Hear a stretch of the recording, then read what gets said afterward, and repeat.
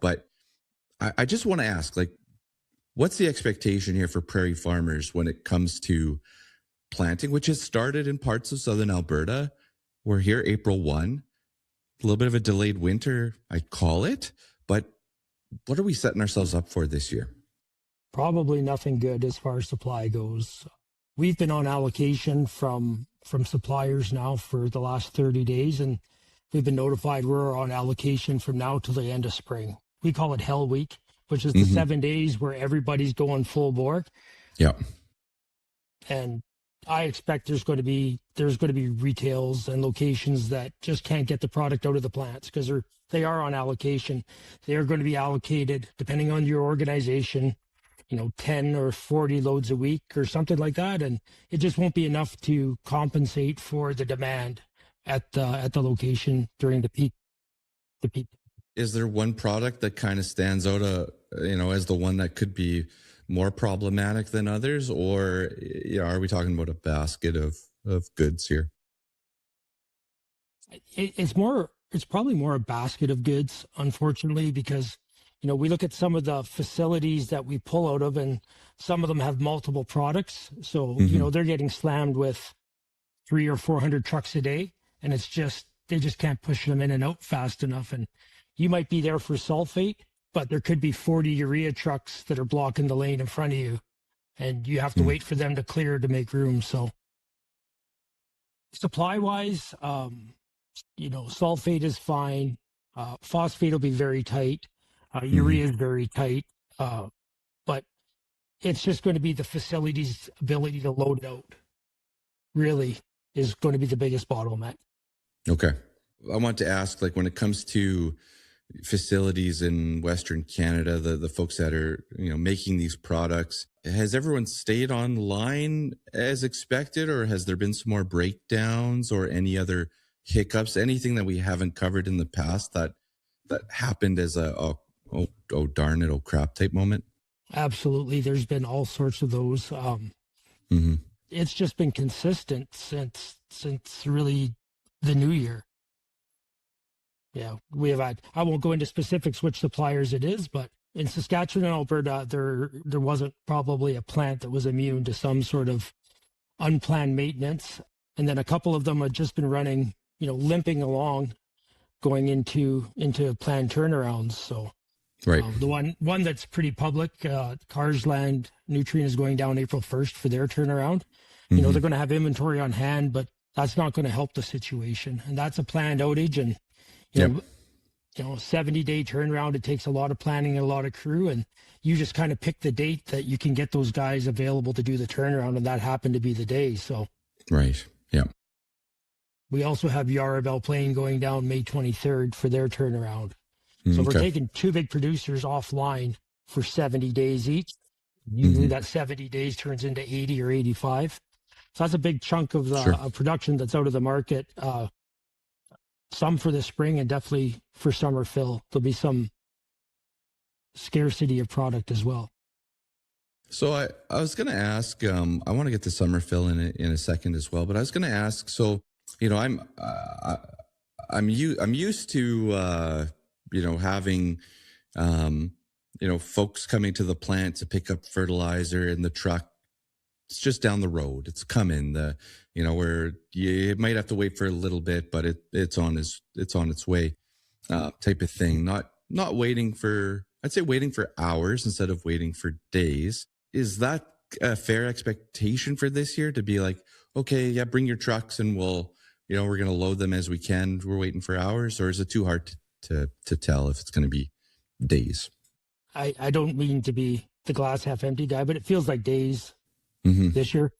There's just so many things that are piling up against us right now. The allocation from domestic suppliers, exporters from the U.S. that have a sales book on into Western Canada, they're already behind on their rail shipments. Okay. Right. And then just on the expense side of it, like fuel, the cost of fuel for carriers right now is it's just going to be another irritant. Yeah. Right. Freight rates are going to be a huge irritant as well. And so all of that just feels like a death by 1,000 cuts this year.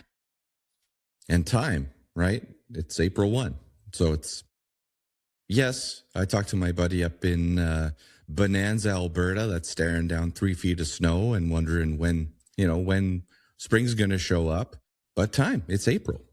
It is April. So, Yeah. is there anything out there that you sit and say, okay, well, there's a chance that they catch up on shipping, or there's a chance here that this occurs and it's a bright spot. It helps us out a little bit. Like, is there anything like that in the landscape? Yeah, I guess if we started seeding May 15th, Mm-hmm. right, we probably would be fine, but it Yep. just doesn't feel like that. I don't know why it is, but every time it seems like there's a supply crunch, Mother Nature seems to double down on, bad news Yep. where she's just like, all right, it's April 25th, let's go. And it just kind of feels like we'll be standard seeding time. So we'll have guys in central Alberta going the last week of April. And, Mm-hmm. Yep. hopefully some weather interruptions give us a few catch-up days in the spring. But Yep. The retailers that have invested in infrastructure and storage will obviously have the advantage over the dealers that haven't and are relying on just-in-time service out of the plants. So I want to ask this question as well. As of April 1st here, we did a survey. We had only like 60 people respond, but I think it was like 10% of farmers had not bought their fertilizer yet or had committed to it. I've heard the number 20%. I've heard 25% in the US specifically. Would that translate to Western Canada? Is there still a group of farmers that, no one has heard from yet, that they haven't committed to a product? Yeah, there's always the bit of walk-up business that happens. Mm-hmm. I would see there's geographical differences.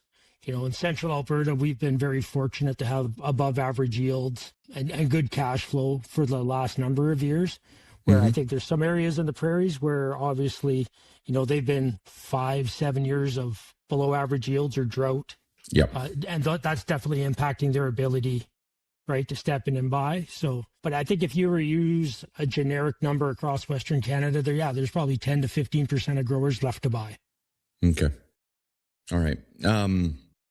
Okay. Now I'm seeing, as expected, with low inventory available, seeing a huge variance in prices being offered.